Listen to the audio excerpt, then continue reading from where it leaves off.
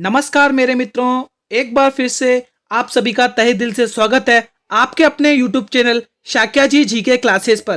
Friends, I hope कि आप सभी लोग अपनी तैयारी एसएससी जीडी की बहुत अच्छी कर रहे होंगे दोस्तों। ठीक है, आज हमारी क्लास लाइव आ चुकी है एक बार फिर से।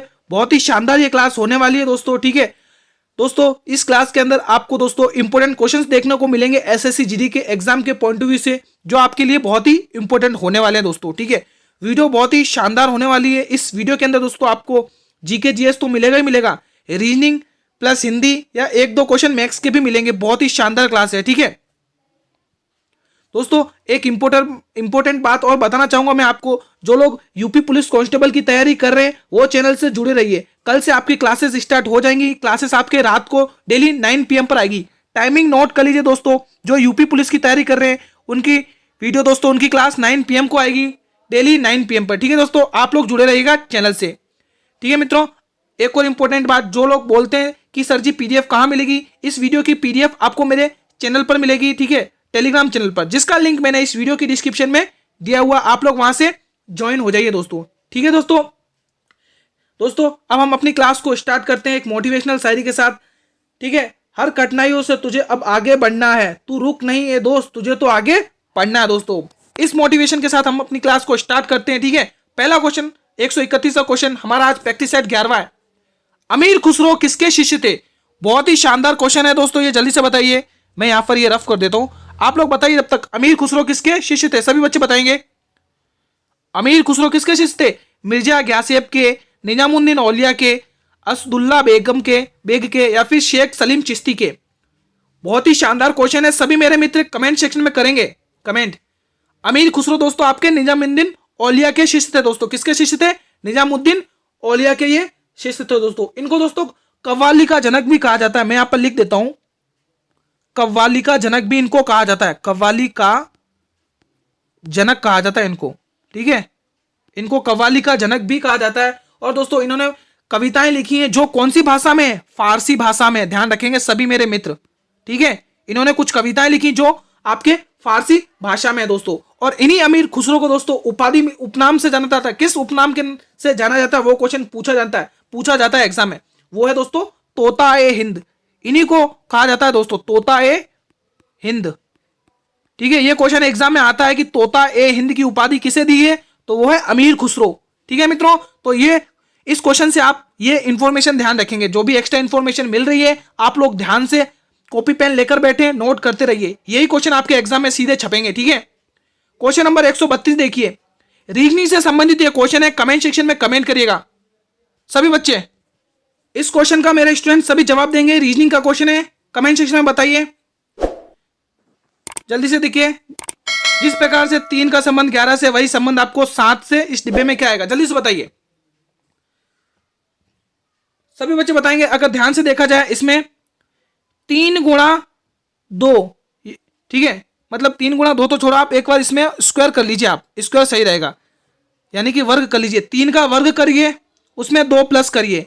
इसी तरह से 7 का वर्ग करिएगा मित्रों। कितना? 7 का वर्ग करिएगा, उसमें ही 2 प्लस करिए।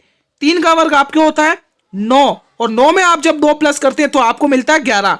उसी तरह 7 का वर्ग आपको होता है 49, और 49 में आप जब 2 प्लस करते हो तो आपको मिलता है 51। किस ऑप्शन में है ये? हमारे डी ऑप्शन में। किस किस स्टूडेंट ने ऑप्शन डी को टिक किया है? जो भी मेरे स्टूडेंट्स ऑप्शन डी को टिक कर रहे हैं वो बिल्कुल सही जवाब कर रहे हैं दोस्तों। क्लास लाइव आ चुकी है, अपने सभी मित्रों में जल्दी से शेयर कर दीजिए मित्रों। जल्दी से क्लास को शेयर कर दे अपने सभी मित्रों में। क्वेश्चन 133वां देखिए सभी मित्र, निम्नलिखित आकृतियों में से कौन सा बैंगन मांस सब्जियों के बीच संबंध को दर्शाता है? बहुत ही शानदार क्वेश्चन है, रीजनिंग से संबंधित ये क्वेश्चन है। कमेंट करिएगा जल्दी से, अपने सभी मित्रों में शेयर कर दीजिए। रीजनिंग का क्वेश्चन बहुत ही शानदार आया है, सभी बच्चे बताएंगे। जल्दी से बताइए दोस्तों क्या राइट ऑप्शन होगा? सभी बच्चे जल्दी से दोस्तों इस प्रश्न का जवाब दीजिए। देखिए दोस्तों, पहले क्या है? बैंगन है। ठीक है, बैंगन हमने ये बना दिया बैंगन। उसके बाद मांस तो अलग हो जाएगा दोस्तों। बैंगन के बाद सब्जियां, मतलब बैंगन ही सब्जियों में आ जाती है। ये वाली आकृति कहां बन रही है? ये वाली आकृति हमारे सी ऑप्शन में बन रही है दोस्तों। किसमें बन रही है? सी ऑप्शन में बन रही है। ठीक है, ऑप्शन सी इस प्रश्न के लिए बिल्कुल सही जवाब रहेगा। ठीक है दोस्तों, इस प्रकार से आपको यह क्वेश्चन सॉल्व करना है। अगला क्वेश्चन देखिए 134वां। क्वेश्चन नंबर 134 देखिए, जैसा मैंने आपको कहा था स्टार्टिंग में कि मैथ्स के क्वेश्चंस भी देखने को मिलेंगे। बहुत ही ये शानदार क्वेश्चन है। जब सभी बच्चे कमेंट सेक्शन में इसका जवाब दीजिएगा। सभी बच्चे, जिस प्रकार से ए बी का रेशियो 2 और 3 है और बी सी का रेशियो 4 और 5 है, तो आपको ए बी सी का रेशियो बराबर होगा। किस प्रकार से बराबर होगा जल्दी से बताइए। पहला ऑप्शन 2, 3, 5, तीसरा ऑप्शन 5 रेशियो 4 रेशियो 6 रेशियो, तीसरा 6 रेशियो 4 रेशियो 5 रेशियो, चौथा 8 रेशियो 12 रेशियो 15 रेशियो। कमेंट करिएगा दोस्तों, बहुत ही शानदार ये क्वेश्चन है आपके। वीडियो को शेयर कर दीजिए अपने सभी मित्रों में वीडियो को शेयर कर दीजिए दोस्तों। अगर आप लोग कंटिन्यू बेसिस पर कंसिस्टेंसी से इसी चैनल पर बने रहते हैं और कंसिस्टेंसी से पढ़ते हैं तो आपका 100% सिलेक्शन होगा। ठीक है दोस्तों, वो कहते हैं ना दोस्तों, लहरों से नौका पार नहीं होती, कोशिश करने वालों की हार नहीं होती। दोस्तों इस बार हमारे सीने पर वर्दी होगी, बस कंसिस्टेंसी से पढ़ते रहिए दोस्तों। देखो ऐसे क्वेश्चन जब भी आते हैं फटाफट से आप ऐसे सोल्व कर लिया करो। पहले एबीसी लिख दिया। अब देखिए ए बी का रेशियो कितना दे रखा, 2 रेशियो 3 लिख दीजिए। बी सी का कितना दे रखा, 4 रेशियो 5। ठीक है, अब देखिए 3 के आगे 3 ही लिखना है, 4 के आगे आपको 4 ही लिखना। अब इनको गुणा करिए, 4 दूनी 8, 4 तिया 12, 5 तिया 15। तो ये कहां दिख रहा है, 8, 12, 15 हमारे डी ऑप्शन में दिख रहा है। किस किस स्टूडेंट ने इस प्रकार से इस क्वेश्चन को चटकाया एक झटके में, किस किस ने फूक मार के उड़ा दिया इस क्वेश्चन को। तो ऑप्शन डी इस प्रश्न के लिए बिल्कुल सही जवाब होने वाला है दोस्तों। ठीक है दोस्तों, अगले क्वेश्चन की तरफ बढ़ते हैं। हमारा 135 देखिए मित्रों, हर क्वेश्चन आपके लिए इंपॉर्टेंट है, इसलिए आपको वीडियो को पूरा अंत तक वॉच करना है। मैथ्स से संबंधित यानी कि सिंप्लीफिकेशन से संबंधित एक क्वेश्चन आया है। ये आपके सिंप्लीफिकेशन से संबंधित ये क्वेश्चन आया है। सभी मित्र जवाब देंगे कमेंट सेक्शन में। और जब भी सिंप्लीफिकेशन के क्वेश्चन आते हैं तो सबसे पहले हमें बोर्ड मार्क्स देखना चाहिए। इसमें बोर्ड मार्क्स रूल के हिसाब से सॉल्व कर दीजिए इस क्वेश्चन को। सभी स्टूडेंट कमेंट सेक्शन में आंसर देंगे कि क्या राइट ऑप्शन होगा इस प्रश्न के लिए। जितने भी स्टूडेंट लाइव वॉच कर रहे हैं वो जल्दी से जवाब दीजिए। वीडियो को लाइक कर दें अपने सभी मित्रों में दोस्तों, शेयर करते रहें और वीडियो को लाइक भी कर दें।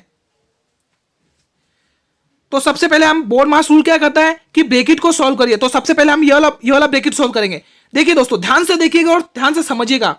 12 को हम जब 44 से भाग करते हैं तो हमारे पास उत्तर आता है 12। क्या आता है दोस्तों, 12। और 12 को जब हम 20 में से घटाते हैं तब हमारे पास आता है 8। कितना आएगा, 8। यानी हमने इस ब्रैकेट को सॉल्व कर दिया तो हमें कितना मिला, 8 मिला। अब नंबर है इस ब्रैकेट को सॉल्व करने का।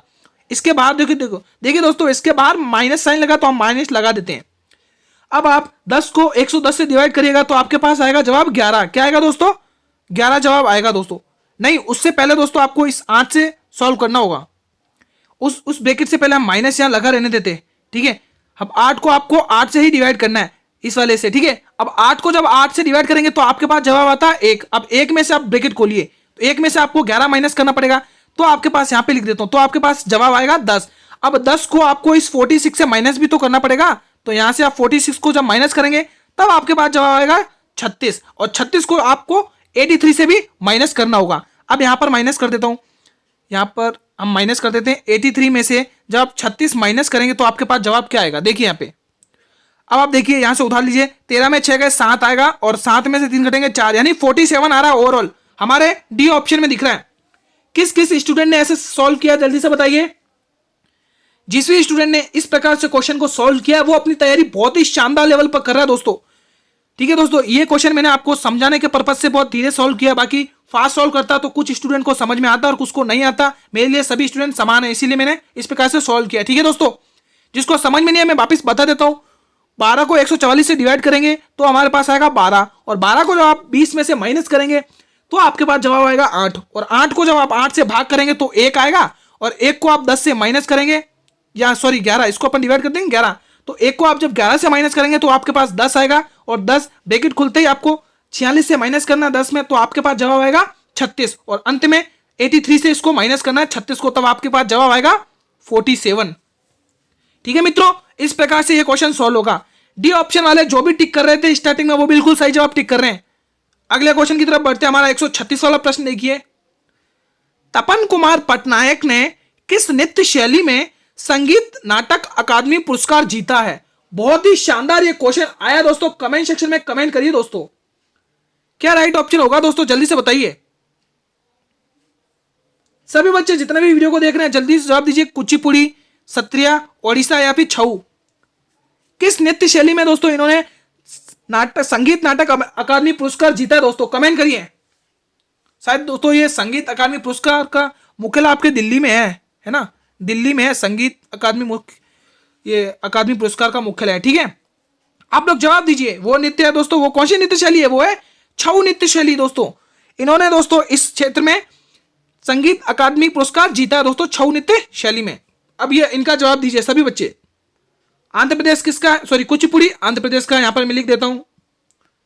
आंध्र प्रदेश का लोक नृत्य, शास्त्रीय लोक नृत्य, बहुत ही शानदार है, पूछा जाता है एग्जाम में।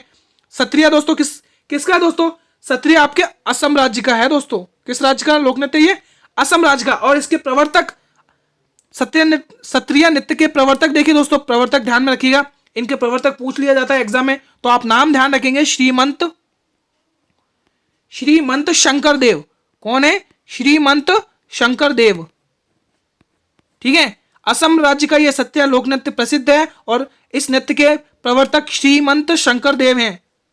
ठीक है दोस्तों, और ओडिसी तो आपके उड़ीसा राज्य का, ठीक है। और छऊ नृत्य आपके पश्चिम बंगाल और झारखंड का, पश्चिम बंगाल में है। ठीक है, तो आप लोग ये इतनी इंफॉर्मेशन इस क्वेश्चन से संबंधित में ध्यान में रखेंगे। अब बिना देरी करे बढ़ते हमारे अगले क्वेश्चन की तरफ। इस वीडियो की इस स्लाइड पर जितना भी आपको लिखाया जा रहा है वो आपको मिलेगा, इस पीडीएफ की नोट्स आपको मिलेगी हमारे टेलीग्राम चैनल पर।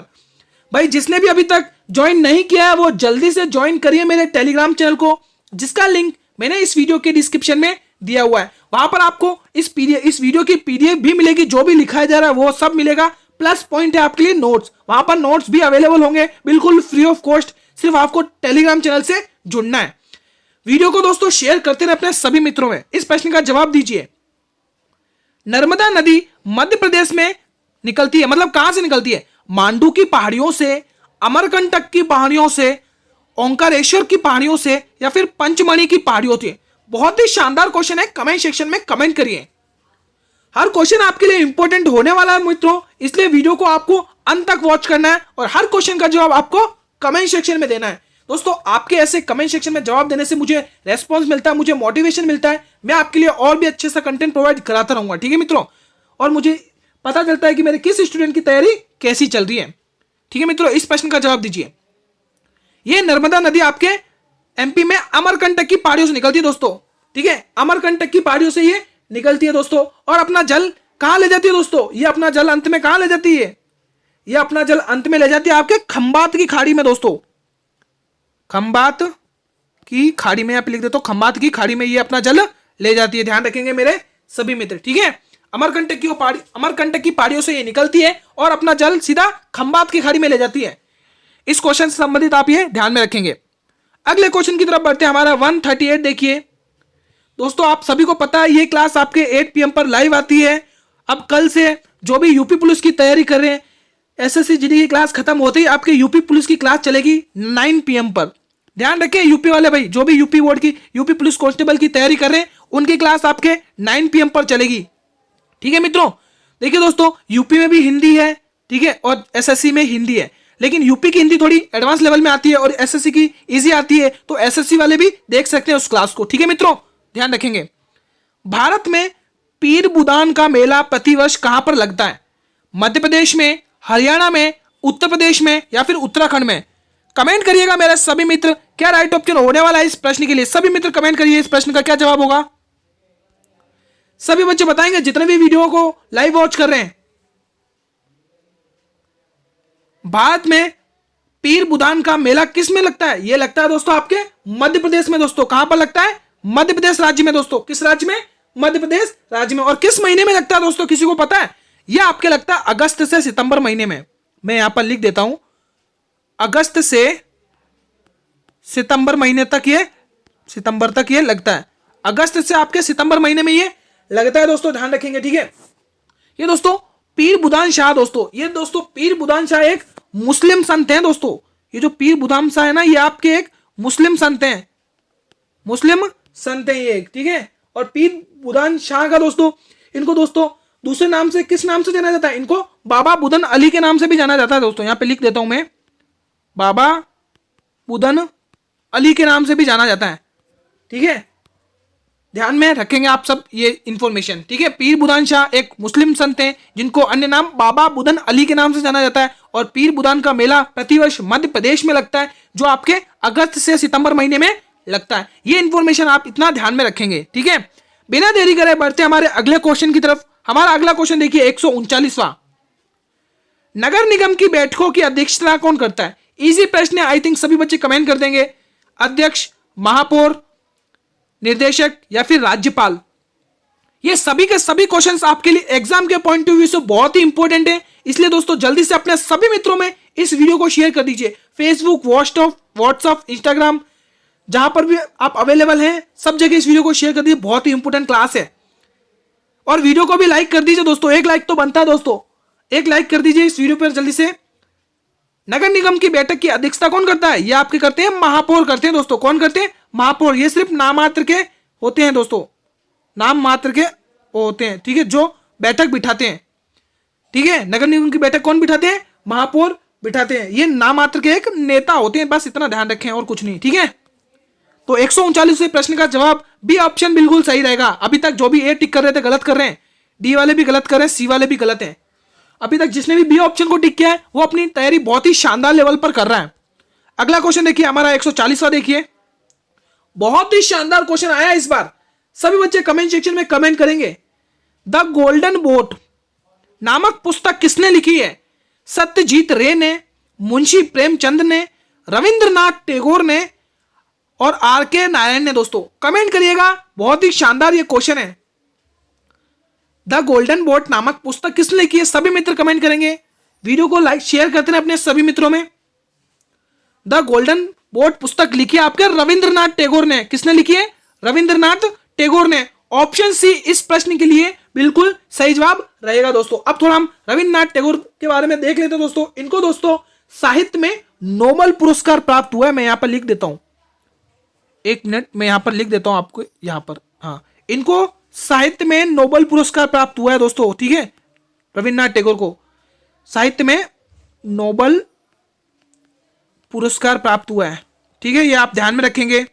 और ये वही रविंद्रनाथ टैगोर जी हैं जिन्होंने हमारे भारत का राष्ट्रगान लिखा है दोस्तों, ठीक है, ध्यान रखेंगे, क्वेश्चन पूछ लिया जाता है।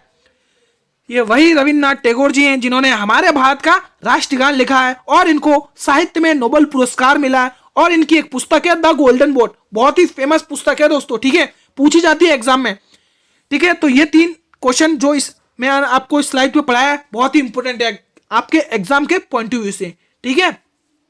बढ़ते बिना देरी करे अगले क्वेश्चन की तरफ। 141वां देखिए, इंग्लिश से संबंधित ये क्वेश्चन आ गया है। Find the correctly spelled word, मतलब कि इन चारों में से आपको करेक्ट स्पेलिंग छांटना है, कौन सी स्पेलिंग सही सिस्टमेटिक वे में लिखी गई है, जल्दी से बताइए। जो भी नए जुड़ते जा रहे हैं चैनल को भी सब्सक्राइब करते रहे भाई, क्योंकि आप सब्सक्राइब नहीं करेंगे तो आपको जब इस वीडियो का नोटिफिकेशन नहीं मिलेगा दोस्तों, ठीक है। आप जब चैनल सब्सक्राइब कर लेंगे तो जब भी मैं वीडियो को अपलोड करूंगा तो सबसे पहले नोटिफिकेशन आप तक जाएगा, और जब भी क्लास लाइव आएगी उसका भी नोटिफिकेशन आपको मिलेगा, ठीक है। वीडियो को भी शेयर करते रहे सभी मित्रों में। देखिए दोस्तों इसमें से ये आपके रॉन्ग हो जाएगा, ये तो नहीं होगा, ये भी नहीं होगा, सी वाला भी नहीं होगा, डी वाला बिल्कुल सही है दोस्तों, डी वाला बिल्कुल सही है, SYMMETER साइमेट्री, ठीक है दोस्तों, सिमेट्री बिल्कुल सही जवाब रहेगा इस प्रश्न के लिए, डी ऑप्शन। जिसने भी डी ऑप्शन को टिक किया है वो अपनी तैयारी बहुत ही शानदार लेवल पर कर रहे हैं मित्रों। बढ़ते हैं मित्रों हमारे अगले क्वेश्चन की तरफ। क्वेश्चन 142 देखिए, हर एक क्वेश्चन आपके लिए इंपॉर्टेंट है दोस्तों।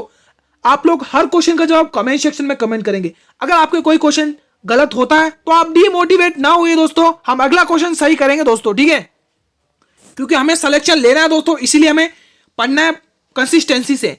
अकबर के दरबार के 9 रत्नों में शामिल महेश दास निम्न में से किस नाम से लोकप्रिय थे दोस्तों? कमेंट करिएगा दोस्तों। अकबर के 9 रत्नों में जो महेश दास जी थे उनको किस नाम से जाना जाता था दोस्तों? ज्यादातर बीरबल के नाम से, राजा टोडरमल के नाम से, राजा मानसिंह के नाम से, या फिर तानसेन के नाम से। सभी मित्र कमेंट सेक्शन में कमेंट करेंगे दोस्तों। क्या राइट ऑप्शन होगा दोस्तों? अकबर के 9 रत्नों में से महेश दास को जाना जाता था दोस्तों बीरबल के नाम से। किस नाम से जाना जाता था? बीरबल के नाम से। ए ऑप्शन बिल्कुल सही जवाब रहेगा दोस्तों। और इसी अकबर ने दोस्तों बीरबल को एक उपाधि दी थी। कौन सी उपाधि थी दोस्तों? वो उपाधि थी बीरबल को, जो जिसको महेश दास और बीरबल दोनों एक ही नाम है। इनको किस अकबर ने कौन सी उपाधि दी थी? कवि प्रिय की उपाधि दी थी दोस्तों, ध्यान रखेंगे। कवि प्रिय की उपाधि किसने दी थी? महेश दास को या बीरबल को? वो था अकबर। ध्यान में रखेंगे दोस्तों, ठीक है। बिना देरी करे बढ़ते हैं अगला क्वेश्चन। क्वेश्चन 143 देखिए। हर क्वेश्चन आपके लिए इंपॉर्टेंट है, हिंदी से संबंधित क्वेश्चन है, मुहावरे से संबंधित ये क्वेश्चन है। नाको चने चबाना का अर्थ बताइए।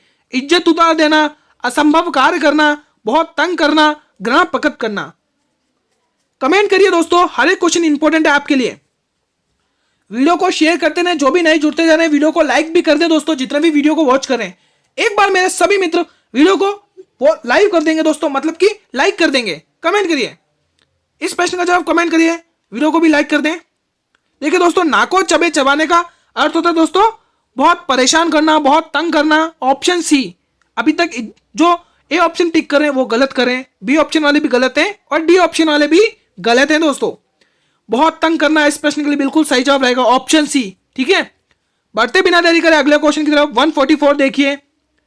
निम्न में से शुद्ध वाक्य पहचानना है दोस्तों आप सभी को। बहुत ही शानदार क्वेश्चन है, हिंदी से संबंधित है दोस्तों। ज्यादा एसएससी जीडी में दोस्तों हिंदी में ज्यादा टफ क्वेश्चन नहीं पूछे जाते हैं जितने कि यूपी बोर्ड में, यूपी पुलिस कांस्टेबल में हिंदी में पूछे जाते हैं दोस्तों। तो यूपी पुलिस कांस्टेबल के लिए दोस्तों हिंदी सब्जेक्ट बहुत ही इंपॉर्टेंट है। जीके जीएस तो इंपॉर्टेंट है ही, वो यूपी का ही रहेगा, लेकिन हिंदी सब्जेक्ट इंपॉर्टेंट है उनके लिए, थोड़ा लेवल का आता है, ठीक है। एसएससी जीडी में इतना टफ नहीं आता हिंदी का पेपर। इस प्रश्न का जवाब दीजिए। देखिए दोस्तों, मंत्री ने आज सभा में बोले, मंत्री ने आज सभा से बोले, मंत्री आज सभा में बोले, मंत्री ने आज सभा में बोला। कमेंट करिए दोस्तों, क्या राइट ऑप्शन होगा? जो ऑप्शन ए की सोच रहे हैं वो तो भाई गलत कर रहे हैं, और जो ऑप्शन डी की सोच रहे हैं वो भी गलत है भाई। ऑप्शन बी वाले भी गलत हैं, यानी कि मंत्री आज सभा में बोले। ऑप्शन सी जिस भी स्टूडेंट ने टिक किया है वो अपनी तैयारी बहुत ही शानदार लेवल पर कर रहा है मित्रों, ठीक है। ऐसे ही अपने लक्ष्य की ओर अग्रसर बढ़ते रहे दोस्तों, ठीक है। अगला क्वेश्चन देखिए हमारा 145 देखिए। क्वेश्चन नंबर 145 देखिए, ये भी वही क्वेश्चन आ गया दोस्तों, इसमें भी वही ऑप्शन आएगा सी, रिपीट हो गया क्वेश्चन, कोई बात नहीं। अगला क्वेश्चन देखिए 146। वैदिक साहित्य में सभा और समिति, वैदिक साहित्य में सभा और समिति को किस देवता की दो पुत्रियां कहा गया है? बहुत ही शानदार क्वेश्चन है, कमेंट सेक्शन में कमेंट करिए जिस भी स्टूडेंट को आता है। पहला ऑप्शन वरुण, दूसरा अग्नि, तीसरा इंद्र और चौथा प्रजापति। क्या राइट ऑप्शन होने वाला है? सभी मेरे मित्र कमेंट सेक्शन में अपना कमेंट करेंगे। देखिए दोस्तों, हर एक क्वेश्चन आपके एग्जाम के पॉइंट ऑफ व्यू से इंपॉर्टेंट है, किसी भी क्वेश्चन को मिस नहीं करना है, अंत तक बने रहना है। वैदिक साहित्य में सभा और समिति को दो पुत्रियां प्रजापति को कहा गया है दोस्तों। किसको कहा गया? प्रजापति को ये कहा गया दोस्तों, इस बात का ध्यान रखेंगे। ऑप्शन डी इस प्रश्न के लिए बिल्कुल सही जवाब रहेगा। बिना देरी करे बढ़ते हमारे अगले क्वेश्चन की तरफ। क्वेश्चन 147 देखिए। चंद्रगुप्त द्वितीय को और किस नाम से जाना जाता था दोस्तों? समुद्रगुप्त के नाम से, स्कंदगुप्त के नाम से, विक्रमादित्य के नाम से, या फिर राणा गुप्त के नाम से? सभी क्वेश्चंस का जवाब आप लोग कमेंट सेक्शन में देंगे दोस्तों। हर एक क्वेश्चन आपके लिए इंपॉर्टेंट है दोस्तों। क्या राइट ऑप्शन होगा दोस्तों? चंद्रगुप्त द्वितीय को जिस नाम से जाना जाता था वो था विक्रमादित्य दोस्तों। विक्रमादित्य के नाम से भी चंद्रगुप्त द्वितीय को जाना जाता था दोस्तों। इन्होंने कब तक राज्य किया था दोस्तों, किसी को पता है? इन्होंने दोस्तों 375 ईस्वी से लेके 414 तक इन्होंने राज्य किया था दोस्तों, अपना शासन चलाया था दोस्तों चंद्रगुप्त द्वितीय ने। फिर तो आपके ये गुप्त वंश आ गया था दोस्तों, है ना। तो 375 से लेके 414 तक इनका शासनकाल रहेगा, जिन्होंने राज किया था चंद्रगुप्त द्वितीय ने, जिसको विक्रमादित्य के नाम से भी जाना जाता है। तो ऑप्शन सी जो भी मेरे स्टूडेंट टिक कर रहे हैं वो बिल्कुल सही जवाब टिक कर रहे हैं। अगला क्वेश्चन देखिए हमारा 148। इस प्रश्न का जवाब दीजिए। जितने भी स्टूडेंट लाइव वॉच कर रहे हैं वीडियो को शेयर कर दे दोस्तों, सभी मित्रों में इंपॉर्टेंट वीडियो है दोस्तों, ठीक है। पश्चिमी भारत के किस धार्मिक सुधारक को लोकहितवादी कहा जाता है? यह भी इंपॉर्टेंट क्वेश्चन है, बहुत ही शानदार क्वेश्चन है। पहला ऑप्शन आपके लिए होगा गोपाल हरि देशमुख, दूसरा ऑप्शन आपके लिए होगा आर.जी. भंडारकर, तीसरा ऑप्शन आपके लिए होगा महादेव गोविंद रनाडे और चौथा ऑप्शन आपके लिए होगा बी.जी. तिलक। कमेंट सेक्शन में हर एक क्वेश्चन का जवाब कमेंट करिए मित्रों, ये कमेंट सेक्शन आप लोगों के लिए। दोस्तों इस वीडियो की आपको जो भी स्लाइड पर पढ़ाया जा रहा है उसकी पीडीएफ आपको मेरे टेलीग्राम चैनल पर मिलेगी। जिसने भाई अभी तक टेलीग्राम चैनल ज्वाइन नहीं किया है वो जल्दी से जाइए, वीडियो के डिस्क्रिप्शन में लिंक दिया हुआ है टेलीग्राम चैनल का, आप लोग वहां से जुड़ जाइए और वहां पर पीडीएफ भी मिलेगी बिल्कुल फ्री ऑफ कॉस्ट। सिर्फ आपको पढ़ना है और कुछ नहीं दोस्तों। आप लोग अगर कंसिस्टेंसी से पढ़ते हैं तो आपके सिलेक्शन पक्का है मित्रों, ठीक है। डेली बेसिस पर आपको प्रैक्टिस सेट लगाने हैं। सभी को पता है कि 8 PM पर डेली बेसिस पर क्लास आएगी और अब तो कल से 9 PM पर यूपी पुलिस की भी जो भी तैयारी करे उनकी भी क्लासेस चालू हो जाएंगी भाई, ठीक है। तो इस प्रश्न का सही जवाब क्या होगा दोस्तों, जल्दी से बताइए। इस प्रश्न का सही जवाब होगा गोपाल हरि देशमुख। दोस्तों किस किसने ऑप्शन ए टिक किया है? जिस भी स्टूडेंट ने ऑप्शन ए को टिक किया है वो अपनी तैयारी बहुत ही शानदार लेवल पर कर रहा है दोस्तों, ठीक है। हम इसको रफ कर देते हैं क्योंकि स्लाइड में और कुछ भी क्वेश्चंस का जवाब और भी देना है। देखिए और कुछ जानकारी देनी है इस क्वेश्चन में, ठीक है। गोपाल हरि देशमुख को दोस्तों लोकहितवादी भी कहा जाता है दोस्तों, इतना आप लोग इसमें ध्यान रखेंगे। और दोस्तों एक और इंपॉर्टेंट बात ध्यान रखें इसके अंदर। अब दोस्तों देखिए ये गोपाल हरि देशमुख ये दोस्तों महाराष्ट्र के इनको समाज सुधारक भी कहा जाता है। समाज, मैं यहां पे लिख दूं समाज, ठीक है। ये समाज लिखा हुआ है वो की मात्रा गलत है, समाज सुधारक। इनको दोस्तों महाराष्ट्र में समाज सुधारक भी कहा जाता है और इनको दोस्तों लेखक भी कहा जाता है, ठीक है। इनको लेखक भी कहा जाता है और इनको समाज सुधारक भी कहा जाता है महाराष्ट्र में दोस्तों, आप इतना ध्यान रखेंगे। और इनका एक अन्य नाम है दोस्तों जो पूछा जाता था एग्जाम में, गोपाल हरि देशमुख का दोस्तों अन्य नाम क्या है? गोपाल हरि देशमुख का अन्य नाम है राव बहादुर। ध्यान रखेंगे सभी मित्र, राव बहादुर इनका अन्य नाम है। अन्य नाम इनका क्या है? राव बहादुर, जिनको महाराष्ट्र में समाज सुधारक और लेखक भी कहा जाता है। तो ऑप्शन है इस प्रश्न के लिए बिल्कुल सही जवाब रहेगा। अगला क्वेश्चन देखिए हमारा, कौन सा अगला क्वेश्चन? 149। हमारा अगला क्वेश्चन कौन सा है मित्रों? 149, 149वां। देखिए रीजनिंग से संबंधित क्वेश्चन है, सभी बच्चे कमेंट करेंगे। 23 से 28 हुआ, 28 से 24 हुआ, फिर ये डिब्बे में क्या आएगा जल्दी से बताइए। पहला ऑप्शन आपके लिए 21, दूसरा 22, तीसरा 20 और चौथा 23। इस क्वेश्चन का कमेंट सेक्शन में कमेंट करिए। सभी बच्चे जितने भी वॉच कर रहे हैं वीडियो को, लाइव वॉच कर रहे हैं, वो सभी मित्र कमेंट सेक्शन में कमेंट जरूर करेंगे हर एक क्वेश्चन का जवाब दीजिए मेरे फ्रेंड्स, सभी जितने भी वीडियो को वॉच कर रहे हैं। दोस्तों वीडियो आपको लगता है आपके लिए इंपॉर्टेंट है तो एक बार सभी मित्र वीडियो करेंगे लाइक। जितने भी वॉच कर रहे हैं वो सभी मित्र वीडियो को लाइक करेंगे और शेयर करेंगे सभी मित्रों में। क्या जवाब होगा इस प्रश्न का? हमारा 149वां प्रश्न देखिए। हमारा ये प्रैक्टिस सेट 11वां है दोस्तों, ठीक है। जिन्होंने अभी तक वो 10 प्रैक्टिस सेट नहीं देखे वो जल्दी से जाइए, वीडियो के डिस्क्रिप्शन में प्लेलिस्ट का लिंक दिया हुआ है एसएससी जीडी से संबंधित, आप लोग सारी की सारी वीडियोस देख लीजिए, इंपॉर्टेंट है आपके एग्जाम के पॉइंट ऑफ व्यू से। कमेंट करिए सभी मित्र। अगर आप दोस्तों 33 से 28 का रिलेशन देखें तो ऐसा क्या हुआ, मतलब सीरीज घटी है ना, मतलब हमें सीरीज घटती हुई दिख रही है तो हम माइनस लगाएंगे, सभी को पता है। देखिए दोस्तों 33 से 28 हुआ यानी कि -5 हो गया भाई। अब देखिए 28 से 24 हो गया, क्या हुआ? यानी कि -4 हो गया। अब अगला नंबर क्या आना चाहिए? -5 -4, अब अगला आना चाहिए -3। तो आप लोग क्या करिएगा, 24 में से आप जब -3 करेंगे तो आपको इस डब्बे के अंदर मिलेगा 21। क्या मिलेगा? 21। अब हमने ये क्वेश्चन सही किया या नहीं है, हमें तो दिख रहा है हमने सही किया, तो हम आगे भी देख लेते। -5 -4 -3, अब आगे -2, यानी 21 में -2 करिए। अगर आपको 19 मिलता है तो सही जवाब है। 19 मिल रहा है, 19 में से अब आप -1 कर दी तो आपको 18 मिल रहा है, ठीक है। तो हमारा इस प्रश्न का जवाब जो हमने सही किया है वो बिल्कुल सही है, 21, यानी ए ऑप्शन। किस किसने सही किया ए ऑप्शन को? किस किसने ए ऑप्शन को टिक किया? मेरे सभी मित्र ईमानदारी से बताएंगे। बी वाले अभी तक जो कर रहे थे गलत है, सी वाले भी गलत है और डी वाले भी गलत है। ए ऑप्शन को जो भी मेरे मित्र टिक कर रहे हैं वो अपनी तैयारी एक शानदार लेवल पर कर रहे हैं। ऑप्शन ए इस प्रश्न के लिए बिल्कुल सही जवाब रहेगा। अगला क्वेश्चन देखिए हमारा 150वां, बहुत ही शानदार और रीडिंग से संबंधित क्वेश्चन है दोस्तों। यहां पर नंबर नहीं दिया है, मैं दे देता हूं। ये आपका ए नंबर है, ये आपका बी नंबर है, ये आपका सी नंबर है और ये आपका डी नंबर है। अब देखिए दिए गए शब्दों में सार्थक क्रम, मतलब जो भी शब्द आपको दिए गए इनको सार्थक क्रम में जमाइएगा। इजी प्रश्न है, जल्दी से जवाब दीजिए सभी मेरे मित्र। दोस्तों क्लास को शेयर करते रहे, इंपॉर्टेंट क्लास है, जल्दी से सभी बच्चे बताएंगे क्या राइट ऑप्शन होगा इस प्रश्न के लिए। देखिए दोस्तों सबसे पहले क्या आता है? सबसे पहले आता है आपके अक्षर, क्या आता है दोस्तों, ए वाला सबसे पहले आपके आएगा अक्षर आता है, ठीक है। अक्षर के बाद क्या होता है, अक्षर के बाद आता है आपके शब्द बनता है, अक्षर के बाद वो शब्द बनता है। शब्द बनने के बाद क्या होता है, सभी बच्चे बताएंगे शब्द बनने के बाद क्या होता है, क्या राइट ऑप्शन होगा, शब्द बनने के बाद वो क्या बनता है, एक मुहावरा बनेगा। जिस प्रकार से जो ऑप्शन में दिया ना मैं उसी के अकॉर्डिंग जमा रहा हूं। फिर उसके बाद वो क्या बनेगा, नहीं दोस्तों मैंने यहां पर कुछ गलत कर दिया, एक मिनट, पहले आपके क्या बनेगा, अक्षर बनेगा, उसके बाद आपके शब्द बनता, सॉरी मैंने गलत पहले बोल दिया था, ठीक है।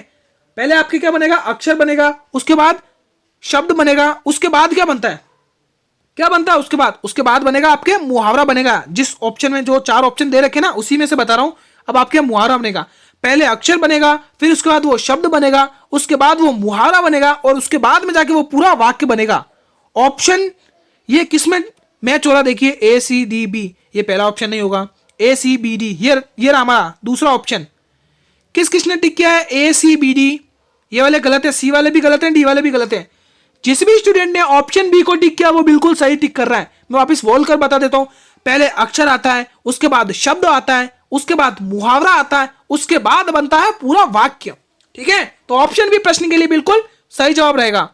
अगला क्वेश्चन देखिए 151वां, ये भी आपके मैथ से संबंधित है। कमेंट सेक्शन में सभी बच्चे कमेंट करेंगे, मतलब रीजनिंग से संबंधित है, सभी बच्चे जवाब दीजिए।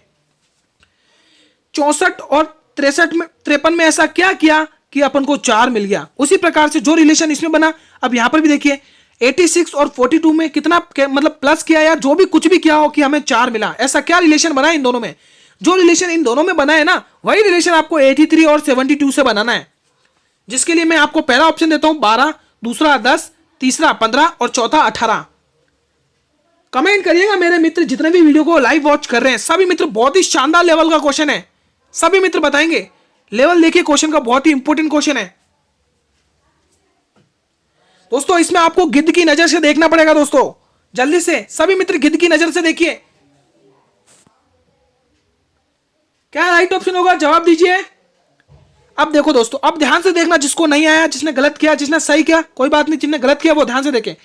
देखिए दोस्तों, पहले हम 64 को देखेंगे, उसके बाद 53 को देखेंगे। पहले हम 64 को देखते हैं, यहां पर 64 का कर लेते हैं। 6 - 4 करिए तो आपके पास कितना आता है, 2। उसी तरह से अब आप 53 का देखिए, 53 का बता रहा हूं अब मैं। 53 में देखिए 5 - 3 करेंगे तो आपके पास आता है 2, यानी 2 और 2 को जब आप प्लस करेंगे तो आपके पास जवाब आता है 4। ठीक है मित्रों, यही रिलेशन इसमें बना हुआ है। देखिए कैसे, 8 में से 6 माइनस किया तो मिला 2, 4 में से 2 माइनस किया तो मिला 2, और 2 को प्लस किया तो हमारे पास जवाब आया 4। यानी कि हमें डिफरेंस पता चल गया कैसे किया है। तो वही रिलेशन हम इस पे करेंगे। देखिए 8 में से आप जब आप 3 माइनस करेंगे तो आपके पास जवाब आता है 5। 7 में से आप जब 2 माइनस करेंगे तो आपके पास जवाब आता है 5, और 5 को जब आप प्लस करेंगे तो आपके पास जवाब आता है 10। और 10 हमारे किस ऑप्शन में है, वो है हमारे बी ऑप्शन में। किसने ऑप्शन बी को टिक किया है, जो भी मेरे स्टूडेंट्स ऑप्शन बी की ओर अग्रसर हो रहे हैं, ऑप्शन बी को टिक कर रहे हैं, वो अपनी तैयारी एक बहुत ही शानदार लेवल पर कर रहे हैं। ठीक है, तो इस प्रश्न के लिए बिल्कुल ऑप्शन बी सही जवाब रहेगा। जिसने भी एक झटके में टिक किया है उनका तो क्या ही कहना, क्या लेवल की तैयारी चल रही है उनकी। क्वेश्चन नंबर हमारा देखिए 152, ब्लड रिलेशन से संबंधित ये क्वेश्चन है। ठीक है, रीजनिंग से संबंधित ये क्वेश्चन है, गलत कोई नहीं करेगा, ध्यान से पढ़ेगा। ठीक है, पढ़ना स्टार्ट करते हैं। ए बी की पुत्री है, ठीक है, बी सी की मां है। ठीक है, अब आगे देखिए, डी सी का भाई है, तो डी का संबंध क्या है ए से, ये पूछा है मेन। ठीक है, कमेंट करिएगा क्या राइट ऑप्शन होगा, सभी बच्चे बताएंगे। डी का ए से क्या रिश्ता है, जल्दी से बताइए, भाई का, दादा का, पिता का या पुत्र का। कमेंट करिए जिसको भी ये प्रश्न आता है। दोस्तों वीडियो को शेयर करते हैं अपने सभी मित्रों में, क्लास 8 PM पर लाइव आती है, सभी मित्रों में शेयर कर दें। अब दोस्तों हम अपना सॉल्यूशन स्टार्ट करते हैं।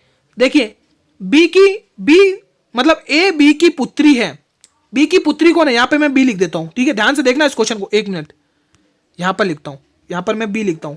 बी की पुत्री कौन है, ए पुत्री है, यानी हम माइनस लगाएंगे क्योंकि लड़की है। ठीक है, अब आगे क्या बोलता है, सी की मां है, बी कौन है, सी की मां है, यहां पर हम सी को बिठाएंगे, यहां पर हम बिठाएंगे सी को, मतलब सी की मां कौन है, सी की मां कौन है, बी है। ठीक है, जब सी की मां बी है तो सी, ठीक है, अब आगे देखिए, डी सी का भाई है, डी सी का भाई है, सी का भाई कौन है भाई, यहां पर मैं लिख देता हूं, सी का भाई कौन है, डी। अगर आप खुद देखिए, जब सी डी का भाई है और सी की माँ कौन है, बी है, तो ये भी तो इसका भाई हुआ। अगर ये इसका भाई हुआ तो ये ए भी इसकी बहन हुई, हुई कि नहीं हुई। अब आगे क्वेश्चन क्या बोलता है, डी का ए से क्या रिश्ता है। डी, ये जो डी है ना, डी कौन है, भाई है ना, तो ये प्लस में, यानी डी का ए से क्या रिश्ता हुई, डी की तो ए बहन हुई ना। देखिए दोस्तों, बी की 3 संतानें हो गई इस प्रकार से, ठीक है।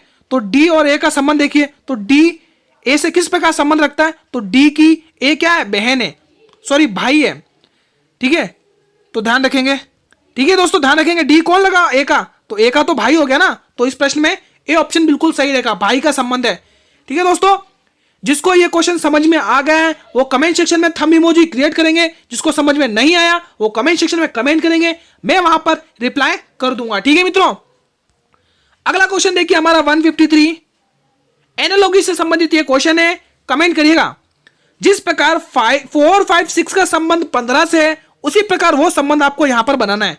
पहला ऑप्शन आपके लिए होगा 15, दूसरा 16, तीसरा 18 और चौथा 24। कमेंट करिएगा मेरे मित्र, क्या सही जवाब रहेगा इस प्रश्न के लिए। जितने भी दोस्तों आप लोग क्या करते हैं, खाली देखते रहते हैं, आप कमेंट नहीं करते हैं। आप लोग कमेंट करिएगा, आपके गलत होता है कोई बात नहीं, हमारी गलती ही अगले क्वेश्चन की तरफ प्रेरित करती है हमें, ठीक है दोस्तों। क्वेश्चन का जवाब दीजिए सभी मित्र। इसमें भी आपको दोस्तों गिद्ध अप्रोच अपनानी पड़ेगी, गिद्ध की नजरों से देखिए। देखिए दोस्तों 4, 5 और 6 इन तीनों को क्या किया, प्लस किया है। 6 और 4 10 होता है, 10 में जब आप 5 प्लस करेंगे तो आपको जवाब मिलता है 15। समझ में आ गया रिलेशन क्या बना, वही रिलेशन आप जल्दी से इसके साथ चिपका दीजिए। पहले लिखिए 7, 8 और 9, ठीक है। अब देखिए 9 और 8 आपके होता है 17, ठीक है, और 17 में जब आप 7 प्लस करेंगे तो आपके पास जवाब निकल के आता है 24। किस किसने एक झटके में उड़ाया देखते ही, किस किसने गिद्ध अप्रोच अप्लाई करी है इसमें, सभी स्टूडेंट बताएंगे किस किसने गिद्ध अप्रोच अप्लाई करी इसके अंदर, ठीक है मित्रों। तो इस प्रश्न का जवाब डी ऑप्शन सही रहेगा इस प्रश्न के लिए। तो ऑप्शन डी किसने टिक किया है, जो भी टिक करें वो अपनी तैयारी बहुत ही शानदार लेवल पर कर रहे हैं दोस्तों, ठीक है। कंसिस्टेंसी से ऐसे ही पढ़ते रहिए, आपको सिलेक्शन लेने से कोई नहीं रोक सकता। इस बार वर्दी हमारे सीने पर होगी दोस्तों, जैसा कि थंबनेल में लिखा है। क्वेश्चन 154 देखिए, बौद्ध ग्रंथ पिटको, बौद्ध ग्रंथ कौन सा है, पिटको, इसकी रचना निम्न में से किस भाषा में की गई थी। बौद्ध धर्म पिटको, इसकी रचना किस भाषा में, इस ग्रंथ की रचना किस भाषा में करी गई थी। पहला ऑप्शन पाली भाषा, दूसरा प्राकृत भाषा, तीसरा संस्कृत भाषा, चौथा अर्धमागधी भाषा है ना, अर्धमागमी भाषा, ठीक है। कमेंट करिए क्या राइट ऑप्शन होगा। 4 ऑप्शन आपके सामने है, कमेंट करिएगा। अगर आप लोग दोस्त इसका ध्यान से देखें क्या राइट ऑप्शन होगा। इसकी दोस्तों इस ग्रंथ की रचना करी गई थी दोस्तों आपके पाली भाषा में। दोस्तों किस भाषा में करी गई थी, पाली भाषा में इसकी ग्रंथ की रचना करी गई थी दोस्तों। तो ए ऑप्शन जिसने भी टिक किया वो बिल्कुल सही कर रहा है, जो सी की टिक कर रहे हैं गलत कर रहे हैं, बी वाले भी गलत हैं और डी वाले भी गलत हैं। ए ऑप्शन वाले अपने लक्ष्य को और ये देखिए अग्रसर होते रहे हैं, धीरे धीरे धीरे धीरे अग्रसर होते जा रहे हैं। बस आप फर्क इतना है कि कौन कंसिस्टेंसी से पढ़ता है, कंसिस्टेंसी से पढ़ना है दोस्तों, ठीक है। हर एक क्वेश्चन आपके लिए इंपॉर्टेंट है, अंत तक बने रहेंगे सभी मेरे मित्र। और अंत में प्लीज एक रिक्वेस्ट है, आप सभी मित्र अंत में जरूर कमेंट करेंगे कि इन क्वेश्चंस में से किसने कितने क्वेश्चन सही किए दोस्तों। मुझे देखना है मेरे किस स्टूडेंट की किस प्रकार से तैयारी कर रही है, चल रही है। ईमानदारी से बताएंगे मेरे सभी मित्र कि किस स्टूडेंट ने कितने क्वेश्चन सही किए दोस्तों, अंत में जरूर बताकर जाएंगे, ठीक है। किसे एशिया की रोशनी कहा जाता है, बहुत ही शानदार लेवल का क्वेश्चन है दोस्तों, कमेंट करिए। अकबर को, महात्मा गांधी जी को, महावीर को, गौतम बुद्ध को, कमेंट करिए दोस्तों क्या राइट ऑप्शन होगा दोस्तों। और क्यों कहा जाता है वो भी कमेंट करिए दोस्तों। एशिया की रोशनी तो कहा जाता है, लेकिन क्यों कहा जाता है वो कमेंट करिए। सबसे पहले आप बताएंगे कि एशिया की रोशनी किसे कहा जाता है। तो एशिया की रोशनी एक ही है जिन्हें कहा जाता है, उनका नाम है, क्या नाम है, उनका नाम है गौतम बुद्ध दोस्तों। ऑप्शन डी किसने टिक किया है, ऑप्शन डी किसने टिक किया दोस्तों, बिल्कुल सही जवाब टिक किया जिसने भी टिक किया है, ठीक है। अब क्यों कहा जाता है, क्योंकि दोस्तों इन्होंने क्या किया, इन्होंने एक बहुत ही शानदार धर्म की स्थापना की थी, उसका धर्म का नाम है बौद्ध धर्म। ये बौद्ध धर्म के संस्थापक हैं, इसीलिए इनको एशिया की रोशनी कहा जाता है दोस्तों, ध्यान रखेंगे सभी मेरे मित्र। ऑप्शन डी इस प्रश्न के लिए बिल्कुल सही जवाब रहेगा। अब कमेंट में मुझे बताइए कि भगवान गौतम बुद्ध ने अपनी शिक्षा कहां पर प्राप्त करी थी दोस्तों? ठीक है, कमेंट करिएगा। तब तक हमारा अगला क्वेश्चन देखिए। क्वेश्चन 156 देखिए, मध्य प्रदेश में कुंभ मेला कहां पर लगता है? पहला ऑप्शन आपके लिए होगा ग्वालियर राजघराना, ग्वालियर घराना, चित्रकूट में, रीवा में या फिर उज्जैन में। कमेंट करिए, हर एक क्वेश्चन आपके लिए बहुत ही इंपॉर्टेंट है दोस्तों। क्या राइट ऑप्शन होगा सभी बच्चे बताएंगे। मध्य प्रदेश में कुंभ का मेला लगता है आपके दोस्तों उज्जैन में। दोस्तों किस में लगता है? उज्जैन में। ऑप्शन डी बिल्कुल सही जवाब रहने वाला है इस प्रश्न के लिए। हर एक क्वेश्चन आपके लिए इंपॉर्टेंट है मित्रों, इसलिए आपको वीडियो को पूरा अंत तक वॉच करना है। ठीक है मित्रों, एक भी क्वेश्चन को मिस नहीं करना है। और जितना भी स्लाइड पर आपको पढ़ाया जा रहा है, इस पूरी की पूरी स्लाइड की पीडीएफ आपको हमारे टेलीग्राम चैनल पर मिलेगी। जिसने अभी तक वो टेलीग्राम चैनल ज्वाइन नहीं किया है, वो जल्दी से जाइए, वीडियो के डिस्क्रिप्शन में टेलीग्राम चैनल का लिंक दिया हुआ है, आप वहां से जुड़ जाइए। नोट्स मिलेंगे फ्री ऑफ कॉस्ट, बस आपको जुड़ना है चैनल से। ठीक है मित्रों, बहुत सारे स्टूडेंट कमेंट करते हैं कि सर जी पीडीएफ दीजिए। पीडीएफ आपको टेलीग्राम चैनल पर ही मिलेगी दोस्तों। ठीक है, इस क्वेश्चन का जवाब अब आप लोग दीजिए। हाथी महोत्सव कहां मनाया जाता है? बहुत ही फेमस है दोस्तों, बहुत ही शानदार है दोस्तों। कमेंट सेक्शन में कमेंट करिएगा। जैसलमेर में, ग्वालियर में, जयपुर में या फिर उदयपुर में? कमेंट करिए क्या राइट ऑप्शन होगा दोस्तों। सभी बच्चे बताइए दोस्तों, जितने भी लाइव वॉच कर रहे हैं वीडियो को, कमेंट करिएगा। हाथी महोत्सव कहां मनाया जाता है? हाथी महोत्सव आपको राजस्थान की राजधानी जयपुर में मनाया जाता है दोस्तों। किसमें मनाया जाता है हाथी महोत्सव? राजस्थान की राजधानी जयपुर में मनाया जाता है दोस्तों। हमारे भारत का सबसे बड़ा क्षेत्रफल की दृष्टि से राज्य है राजस्थान दोस्तों। ठीक है दोस्तों, कितना है क्षेत्रफल राजस्थान का? 3,42,239। ठीक है दोस्तों, सबसे बड़ा राज्य है दोस्तों क्षेत्रफल के मामले में। ठीक है, तो हाथी महोत्सव आपके राजस्थान के जयपुर घराने में जयपुर जिले में मनाया जाता है, जिसे गुलाबी शहर के नाम से जाना जाता है दोस्तों। ठीक है, तो आप लोग ये ध्यान रखेंगे दोस्तों, गुलाबी शहर के नाम से जिसे जाना जाता है उसमें हाथी महोत्सव मनाया जाता है दोस्तों। इतना आप लोग ध्यान रखेंगे। अब बढ़ते बिना देरी करे अगले क्वेश्चन की तरफ। हमारा 158 देखिए, तानसेन अपने समय के महान संगीतकार थे। मतलब क्वेश्चन ये पूछ रहा है कि तानसेन जब महान संगीतकार थे वो किसके शासनकाल में थे? क्वेश्चन ये पूछ रहा है आपको। जहांगीर के शासनकाल में, शाहजहां के शासनकाल में, अकबर के शासनकाल में या फिर बहादुर शाह के शासनकाल में? ये चार ऑप्शन आपके सामने है। आप लोग कमेंट करिएगा कि क्या राइट ऑप्शन होने वाला है इस प्रश्न के लिए। क्या राइट ऑप्शन होगा? तानसेन अपने समय के संगीतकार थे, वो किसके? वो थे अकबर के शासनकाल में दोस्तों। किसके शासनकाल में? अकबर के। मैं यहां पे लिख देता हूं, अकबर के शासनकाल में ये एक महान संगीतकार हुआ करते थे दोस्तों। ठीक है, इनका संबंध कहां से है दोस्तों? इनका संबंध दोस्तों आपका है ग्वालियर एमपी से दोस्तों। मैं यहां पे लिख देता हूं ग्वालियर। अब ये ग्वालियर का है तो आपके एमपी में पड़ता है। ठीक है, ध्यान रखेंगे। तानसेन अकबर के समय महान संगीतकार थे और इनका संबंध ग्वालियर से है दोस्तों। अब आप लोग मुझे ये बताइए कि तानसेन के गुरु कौन थे? तानसेन के गुरु तो आपके ध्यान रखेंगे, गुरु ध्यान रखेंगे इनके। सभी मित्र ध्यान रखेंगे, क्वेश्चन पूछ लिया जाता है इसलिए मैं लिख रहा हूं। तानसेन के गुरु सूफी संत मोहम्मद गौस। कौन है? सूफी संत मोहम्मद गौस। मोहम्मद गौस। ठीक है, तो ये एक्स्ट्रा इंफॉर्मेशन जो भी है वो आप लोग ध्यान रखेंगे दोस्तों। मैं वापस रिपीट कर देता हूं। तानसेन अकबर के शासनकाल में महान संगीतकार थे, इनका संबंध ग्वालियर एमपी से था, इनके गुरु का नाम मोहम्मद गौस था। अब आपको याद हो जाना चाहिए दोस्तों। ठीक है, तानसेन से इतना संबंधित जो भी क्वेश्चन आएगा वो यहीं से आएगा। अगला क्वेश्चन देखिए 159 क्वेश्चन, इंपोर्टेंट क्वेश्चन है। कमेंट सेक्शन में इसका भी जवाब दीजिए। कावेरी नदी का उद्गम स्थल बताइए दोस्तों। तिरुचि, मैसूर, ब्रह्मगिरी या फिर अमरकंटक? सभी बच्चे बताएंगे कि क्या राइट ऑप्शन होगा इस प्रश्न का।